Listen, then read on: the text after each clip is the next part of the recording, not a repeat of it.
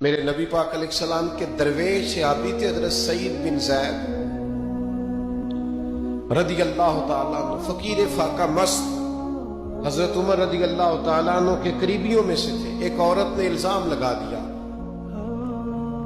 زمین کے قبضے کا۔ میں کیسے آپ سے کہوں کہ جب لوگ کسی ایسے شخص پر جس نے زندگی ساری دیانتداری سے گزاری ہو، لوگ الزام لگاتے ہیں نا، تو یہ بھی نہیں سوچتے ہم بات کس کے بارے میں کر رہے ہیں۔ کھلی ہوئی زبان ہوتی ہے، جو مرضی کہہ دیتے ہیں۔ حضرت سعید بن زید پر الزام لگا دیا، اتنا بڑا آدمی، محبوب کا صحابی، اور عورت نے الزام لگا دیا۔ اور جب اللہ والے بد دعا دیتے نہیں، لیکن جب کوئی تکلیف اتنی دے، کلیجہ پھٹ جائے، پھر بندہ کیا کرے؟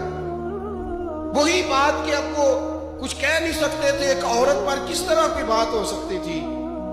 دونوں ہاتھ اللہ کی بارگاہ میں اٹھائے۔